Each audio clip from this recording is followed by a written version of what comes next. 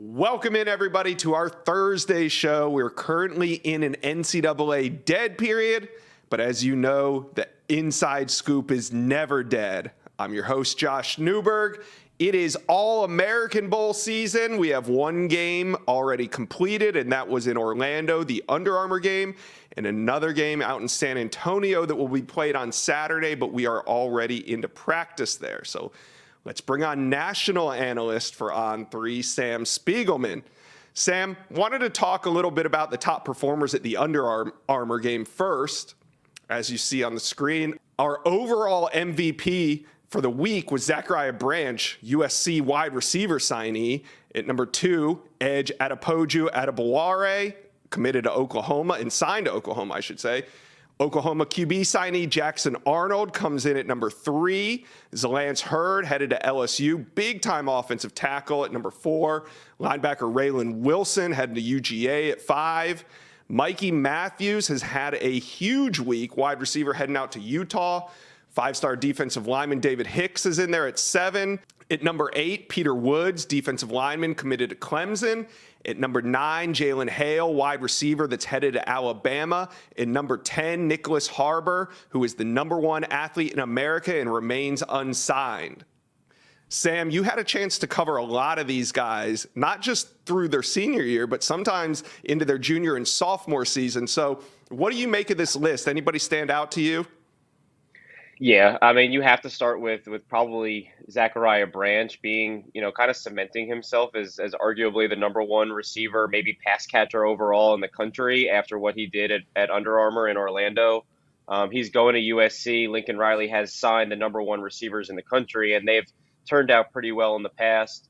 To see what Zachariah Branch did during Future 50, replicated it with ease in Orlando again last week. I think he cemented himself as a number 1 receiver, and Jonte Cook right behind him going to Texas really turned some heads at that position. You also mentioned Lance Hurd. You talk about someone who you cover their recruitment from the start. I mean, he was playing defensive tackle at one point. He played right tackle, opposite of Will Campbell, now an LSU All-American, and now he's going to LSU. They're going to have bookend tackles from the same high school in Neville and Monroe, Louisiana, and Lance is just someone who continued to get better and better. And I think at the All-American stage against the best competition he's ever went against, he kind of showed, On3 was high on him early on, and he is built like a first-round offensive tackle, and that was his first real All-American experience. So the future is through the roof for that kid.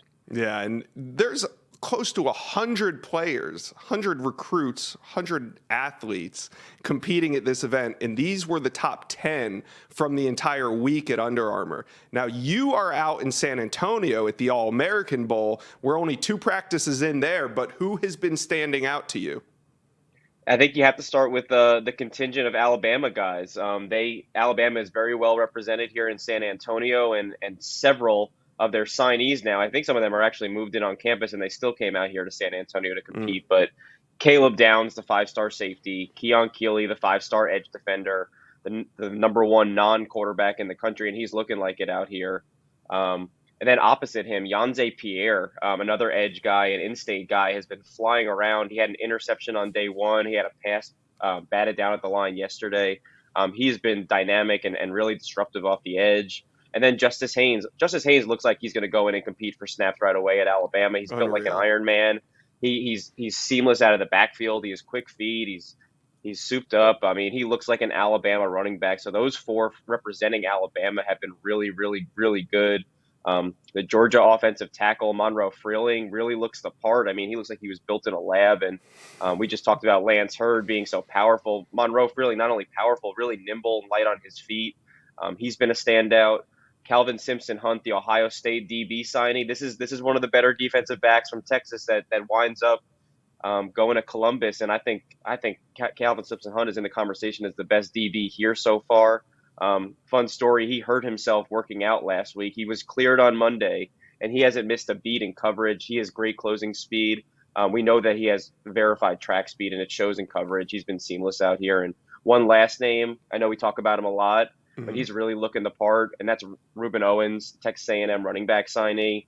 At dinner last night, we couldn't not talk about what Rueben Owens is doing, not only as a running back, but catching balls like a receiver. He doesn't have to come off the field. He's a true three-down threat, and he is looking the part here in San Antonio. A lot of buzz for some of those SEC teams. All right, guys, if you are watching this right now and you're a recruiting fan, hit the subscribe button. If you're a college football fan, myself and JD Piquel putting out a ton of information on the On3 YouTube page. Do me a favor and hit the subscribe button now.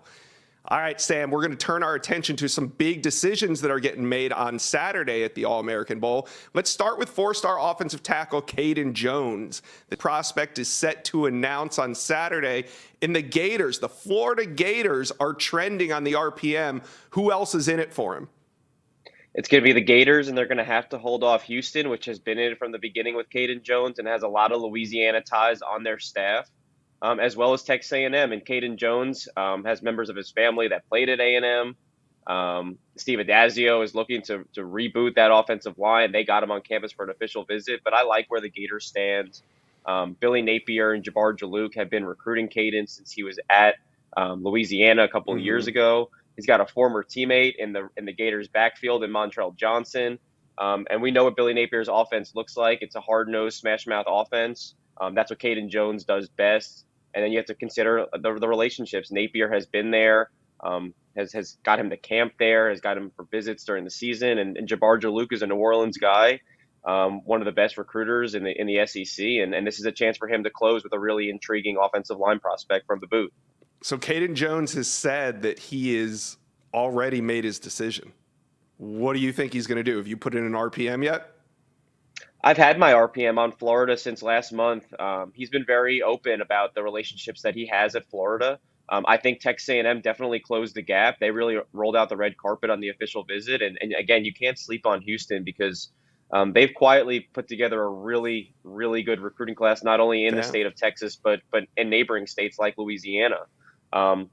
But I like where Florida sits. I think that Billy Napier does this all the time. He finds really intriguing offensive line prospects, and he lets them develop over 2 and 3 years. And I think in a few years that might be the case with Caden Jones if and when he picks Florida, which is what I'm thinking right now.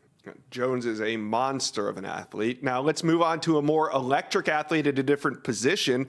4-star athlete Mikal Harrison-Pilot is announcing Saturday. You've been all over this recruitment. Break it down for us. Yeah, this is a 2-team race, and he said his mind is also made up. He said it was just about that time.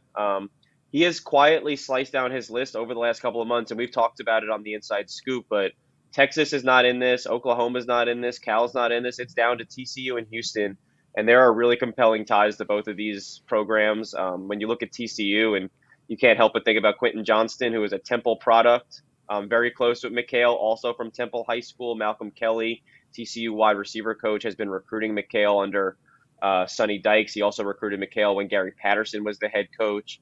And having Quentin have the breakout year with TCU playing in the college football playoff in a few days really has the Horned Frogs trending. Now, on the other side, Houston is not going anywhere. What we don't know about Houston is Mikal has been visiting Houston since he was born. His dad played at Houston. His dad coached at Houston.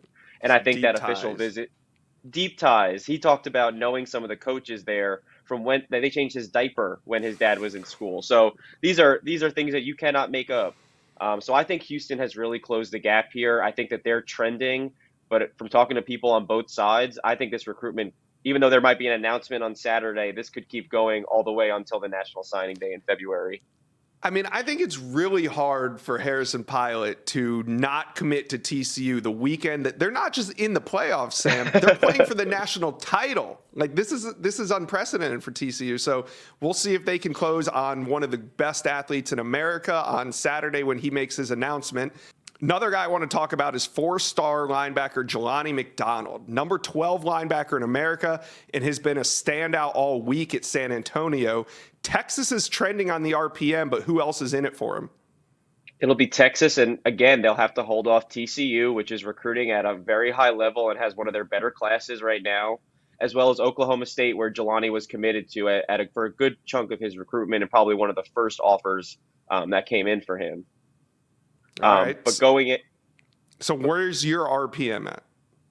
My RPM has been on Texas. He's a kid from Waco, and he's been steadily visiting Austin the last 2 or 3 months since they got in the mix in his recruitment.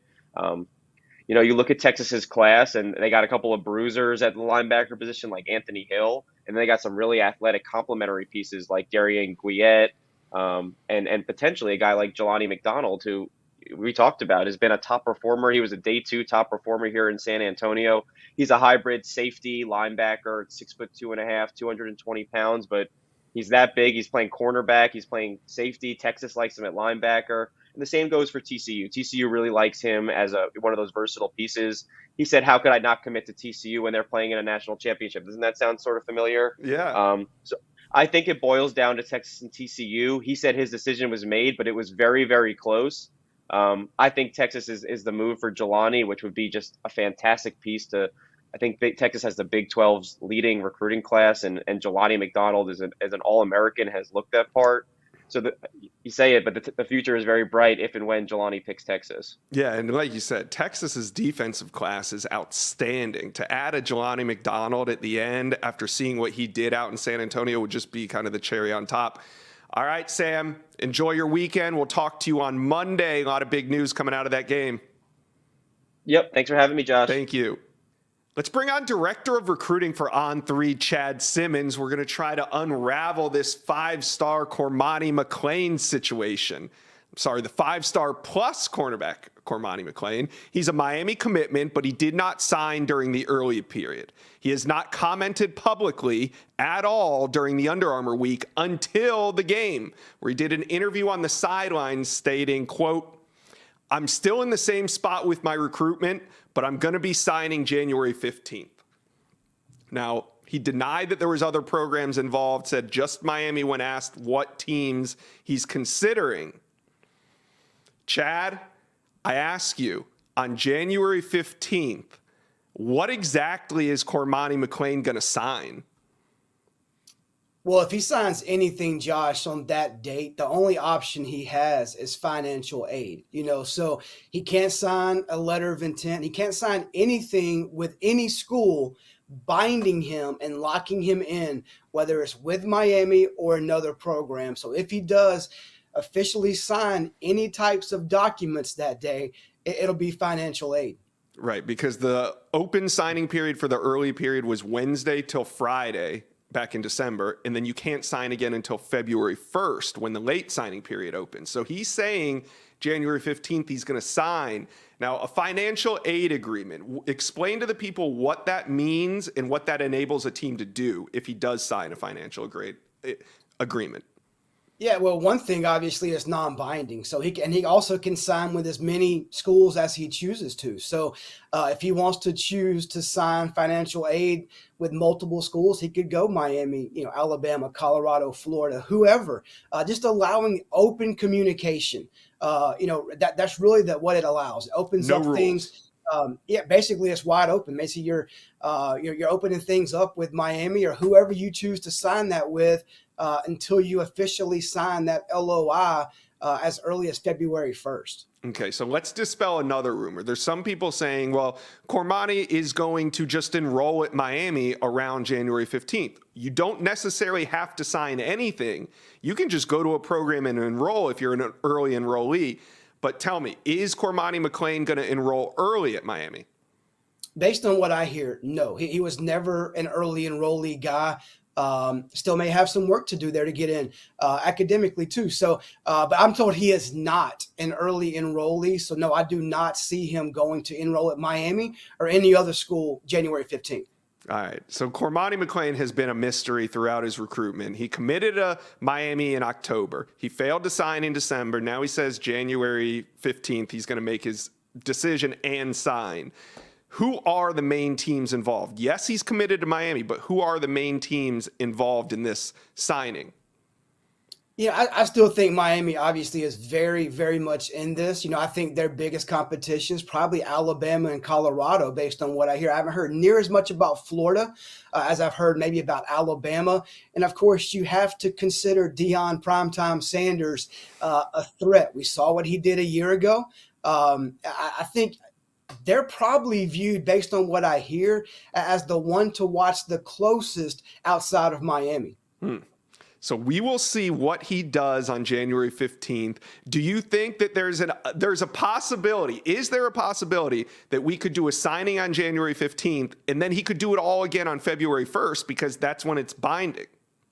Yeah, I mean, Josh, nothing, no matter what he says on the 15th or what he signs financial aid wise, we'll be talking about him all the way until he signs that LOI, whether it's February 1st, February 2nd. It just begins February 1st. You know, he has weeks after that he can sign if he chose to. So it's not just a 3-day window come February.